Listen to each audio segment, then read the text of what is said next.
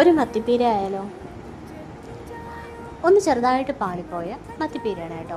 Taste ഉണ്ട്, അതുകൊണ്ട് എന്തായാലും വീണ്ടും ഇടാമെന്ന് വിചാരിച്ചു. ചട്ടി ചൂടാകുമ്പോഴത്തേക്കും വെളിച്ചെണ്ണ ഒഴിച്ചു. വെളിച്ചെണ്ണ ചൂടായപ്പോഴത്തേക്കും ഉലുവ ഇട്ട് കൊടുത്തിട്ടുണ്ട്. ഉലുവയും ഒന്ന് നന്നായിട്ടൊന്ന് മൂത്ത് വന്നപ്പോഴത്തേക്കും അതിലേക്ക് കറിവേപ്പില ഇട്ട് കൊടുത്തിട്ടുണ്ട്. കറിവേപ്പിലയും ഒന്ന് നന്നായിട്ട് മൂത്ത് വന്നപ്പോഴത്തേക്കും ഇഞ്ചി, പച്ചമുളക്, വെളുത്തുള്ളി, സബോള, കൊച്ചുള്ളി എല്ലാം കൂടെ ഒന്ന് നന്നായിട്ട് ക്രഷ് ചെയ്തതും കൂടെ അതിലേക്ക് ചേർത്ത് കൊടുത്ത് നന്നായിട്ടൊന്ന് മൂപ്പിച്ചെടുക്കണം. ഞാൻ ഈ മൂപ്പിച്ചെടുക്കാനൊന്നുമല്ല വെച്ചിട്ട് അരപ്പ് ഉണ്ടാക്കാൻ പണിക്കും ആ ടൈമിൽ, അതുകൊണ്ട് ഈ സംഭവങ്ങളെല്ലാം കുറച്ചൊന്ന് മൂത്ത് പോയി. അത് നമുക്ക് കാണുമ്പോൾ മനസ്സിലാവും കേട്ടോ. ഈ സമയത്ത് തേങ്ങയും കുരുമുളകും, അടിയിൽ കുരുമുളകുണ്ട് കേട്ടോ, കുരുമുളകും മഞ്ഞൾപ്പൊടിയും കൂടി ഇട്ട് നന്നായിട്ട് വേണ്ട ചെറുതായിട്ടൊന്ന് ചതച്ചെടുക്കണം, അത്രേ ഉള്ളൂ. ഇതായിപ്പോയി.